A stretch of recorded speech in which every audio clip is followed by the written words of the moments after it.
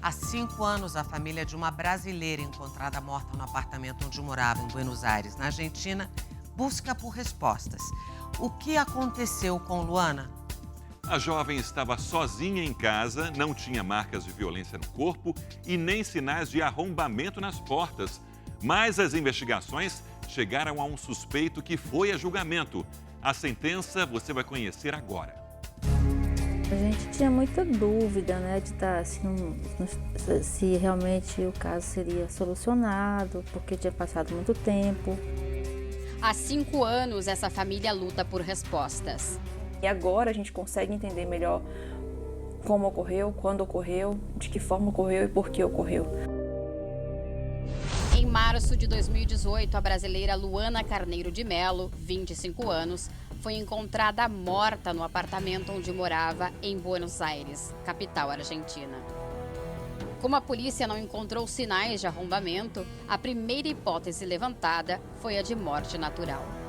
Ela tinha uma série de patologias que nem ela mesma sabia, né? Ela tinha uma patologia cardíaca importante, ela estava com um problema respiratório pulmonar. Mas pouco depois, a perícia descartou essa hipótese.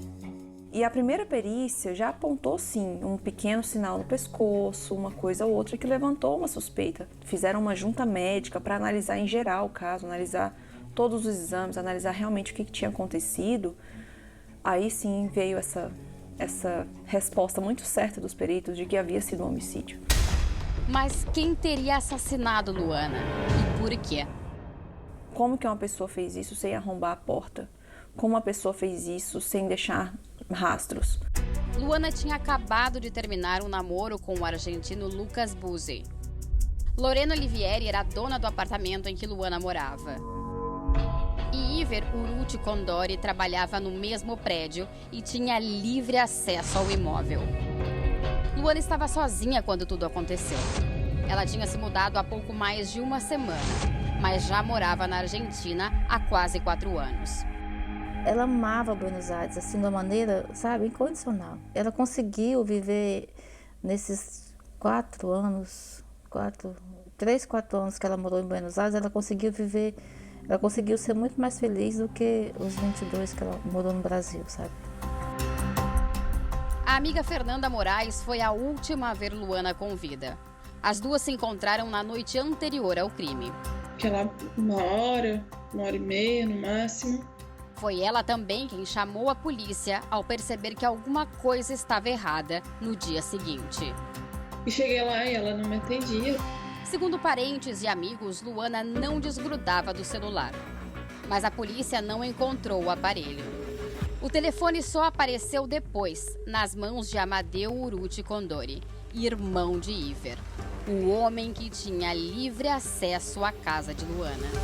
Quando encontraram o celular com o Amadeu Condori e fizeram essa relação com o Iver Uruti Condori, ficou muito claro que alguma coisa estava muito errada ali. O boliviano trabalhava para Lorena em uma pequena confecção no 3º andar do prédio. Mas o local não tinha banheiro. Por isso, Iver às vezes ficava com as chaves das portas. 1 ano mais tarde, a polícia apresentou o resultado oficial das investigações. No ano seguinte, Iver foi preso, mas deixou a prisão para responder em liberdade apenas pelo crime de furto do celular de Luana. Por ele nunca confessar, então a gente, né, fica, poxa vida, mas por que ele não confessa realmente? Será que ele realmente não tem culpa, né?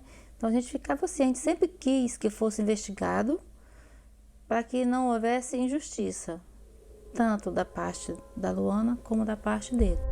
Com base nos laudos periciais que classificam a morte de Luana como homicídio, a promotoria pediu a ampliação das acusações contra Iver. Mas a juíza responsável pelo caso negou o pedido. Alegou falta de provas. Depois de 3 anos de espera, a família decidiu vir a público. O caso foi divulgado aqui no Domingo Espetacular em agosto de 2021. O processo estava em uma direção em que essa pessoa não seria sequer investigada, sendo que ela tinha um objeto que sumiu concomitantemente à morte da Luana. Então, realmente a gente teve que pressionar para quê? Para que abrissem o processo e olhassem as provas que estavam lá. A repercussão do caso no Brasil e na Argentina foi grande.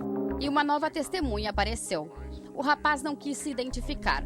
Alugou o mesmo apartamento de Luana em Buenos Aires antes dela.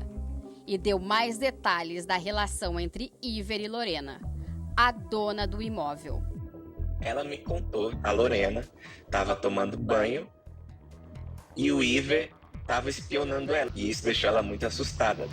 Segundo ele, Iver foi demitido no dia seguinte, mas não por muito tempo. Ela me chamou para ir na casa dela, eu fui, ela tinha alguma coisa para me contar e quando eu fui o Iver estava lá. Bom, ele tinha acesso à casa de novo porque ele estava trabalhando lá de novo. De acordo com a investigação, o costureiro trabalhou para a Lorena durante alguns períodos entre 2017 e o início de 2020. Além de ser acusado de espionar a chefe tomando banho, Iver foi flagrado também por Lorena, escondendo pequenas quantidades de drogas na oficina. E ainda assim, continuou tendo acesso ao prédio regularmente. A justiça decidiu rever o caso e aceitou a denúncia da promotoria, que acusou Iver como responsável pela morte de Luana. De acordo com a acusação, no dia em que a brasileira morreu, era feriado na Argentina e o boliviano sabia que Lorena estaria viajando. Ele então foi até o apartamento para roubar algo de valor, quando se deparou com Luana, que havia ficado em casa por não estar se sentindo muito bem. Iver então apertou o pescoço da brasileira. Luana morreu sufocada. A vontade que dá de chegar para ele perguntar, mas por quê? Por que realmente? Por causa de um celular, de um computador, de uns poucos pesos e um pouco de dólar?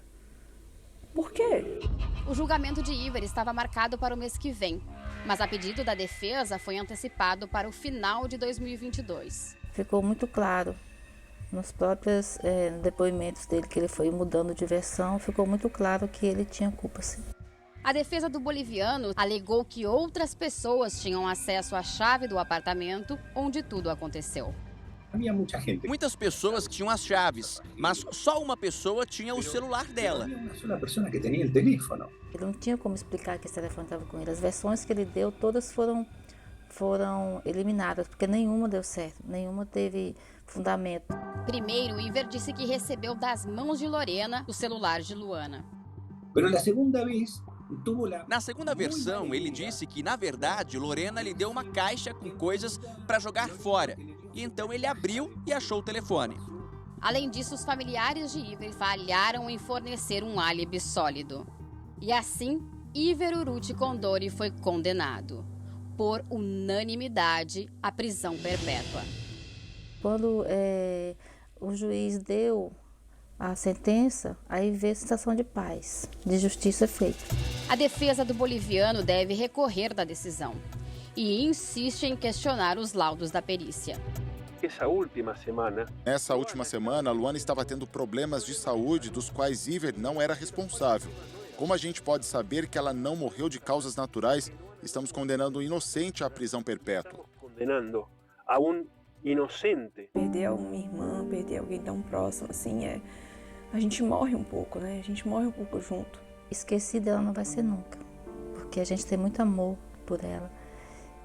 A gente vai lembrar sempre dela viva, sempre das alegrias dela, das broncas dela, de tudo que ela fazia, assim.